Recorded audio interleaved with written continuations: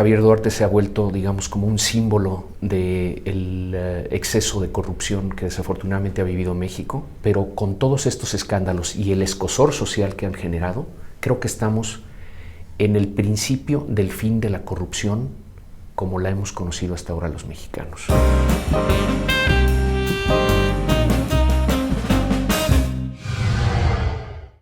La administración inicia con el pacto y inicia con fuerza, empieza a ejecutar. La verdad, en ese momento, bueno, eran mejores momentos para la administración, sin duda, pero luego se viene Casablanca, Malinalco, Ayotzinapa, en fin, se les empieza a complicar, empiezan a perder gravosa, lamentablemente, legitimidad. Pero también se envía la señal, oye, si la cabeza del Ejecutivo Federal está metido en estos temas, el secretario de Hacienda lo agarraron también con un problema, pues nosotros ¿qué? Vámonos. Entonces se sentían impunes desde el principio y luego vieron señales del gobierno federal de que se valía, se atascaron.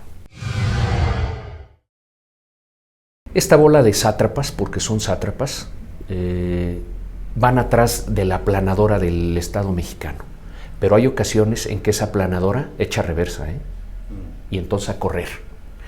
Ahora, algunos de estos que en algún momento Enrique Peña Nieto destacó como próceres del priismo futuro, como los Duartes y como Borge, le pegó, Yo creo que desafortunadamente, y esto no lo puedo respaldar con hechos, pero sospecho, que ayudaron a financiar la campaña de Enrique Peña Nieto para la presidencia. Y ahí se compraron un boleto de impunidad. Vamos avanzando, no es todo lo que deseamos, y siempre estas crisis son oportunidades únicas que se nos presentan a los medios de comunicación y a los ciudadanos para mover las cosas. Porque es en este momento cuando podemos arrinconar a los tomadores de decisión a mover las cosas hacia adelante, a cambiar las cosas. Se le están enviando señales a la clase política y a la sociedad en general muy poderosas de que ya estuvo bueno, de que ya basta, de que no pueden seguir las cosas así. Y ese tipo de señales son varias, no son suficientes todavía, pero son varias y son importantes. Primero, lo que más le puede a un político es perder el poder. Y en Veracruz perdieron el poder, en Quintana Roo perdieron el poder, en Chihuahua perdieron el poder, en Sonora, que era del PAN, perdieron el poder, en Nuevo León lo perdieron ante un independiente y así me podría seguir. Es decir, el electorado está diciendo ya no. Aquí hay una dupla que tenemos que lograr muy poderosa, entre exigencia y propuesta en el plano de obligar a las reformas y segundo, seguimiento a la implementación. Es más fácil cambiar la Constitución que la realidad, más en un país en donde es deporte burlarse del Estado de Derecho. Y en México es deporte no nada más de los políticos, de los empresarios y de los ciudadanos, burlarse de la ley. Para no entrar en el debate semántico, lo que sí se puede decir con toda puntualidad, y ahora te doy algunas pruebas, es que es generalizada. Es generalizada. Hay que evitar la falsa salida de pensar que es un problema del orden gubernamental o público. Es pública, es privada y es social. Hay que verlo. Hay que evitar dobles morales. Y no le vamos a hacer el favor que requiere el país que se le haga si no vemos el problema en su conjunto. Si los mexicanos no vemos eso y nada más nos deleitamos en las mesas viendo quién es el más corrupto de nuestros gobernadores o gobernantes, le estamos fallando a México. Jilotepec es un municipio aledaño a Jalapa, unas cañadas hermosísimas, nada más que hay mucha pobreza. Imagínate que le da asma a un niño en Jilotepec y la mamá lo lleva al centro de salud. Bien. El niño llega ahogándose. El médico no sabe qué hacer. No sabe qué hacer. Y se paraliza. ¿Por qué? Porque muy probablemente compró un título de una universidad patito.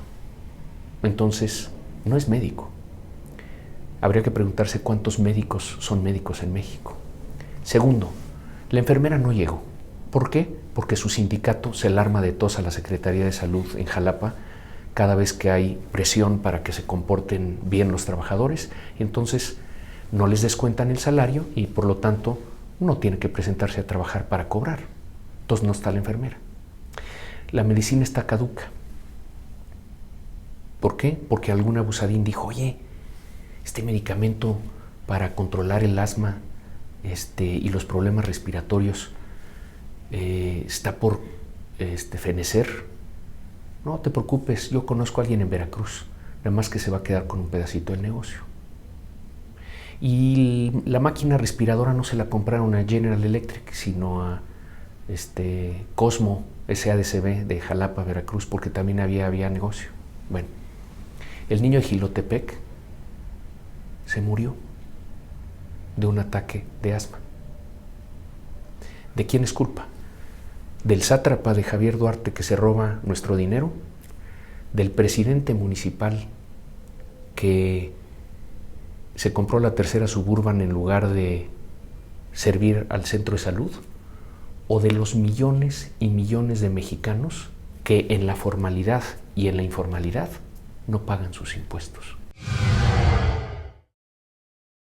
¿Tú sabes de qué tamaño es el problema de la falta de gobierno corporativo en el sector privado en este país? ¿De la falta de ética empresarial?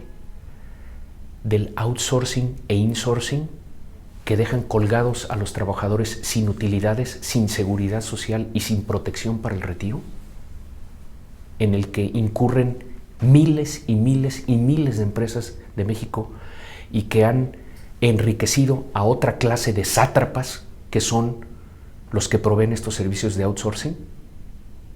Hay outsourcing bueno, ¿no? El de la limpieza, el de la seguridad, etcétera, eso se vale. Pero hay un outsourcing nocivo en el que están involucradas muchas empresas mexicanas de todos los tamaños y de todas las entidades y una bola de abusivos que entre todos defraudan al fisco y a la seguridad social y a México. Las redes han ayudado mucho, los medios cada vez más libres han ayudado mucho, la ciudadanía más exigente ha ayudado mucho a empezar a descubrir todos estos oprobiosos robos de los que hemos sido sujetos. ¿Cuándo era peor la corrupción? ¿En los 50s? ¿En los 70s? ¿Ahora? No lo podemos saber. Pero yo estimo que era también terrible la corrupción en aquel entonces y simplemente no la estábamos viendo. Creo que enfrentamos un fenómeno en donde nos está pudiendo mucho a los mexicanos de esta generación encontrarnos con todo este tiradero, que yo creo que, vuelvo, ahí estaba, pero no habíamos destapado la cloaca. Y cuando destapas la cloaca, huele de la patada, se ve de la patada, se siente de la patada, indigna. Y lo importante es que esa indignación nos mueva a hacer algo al respecto y empezar a disminuir y eventualmente terminar con estos fenómenos. Es fundamental la educación para combatir la corrupción.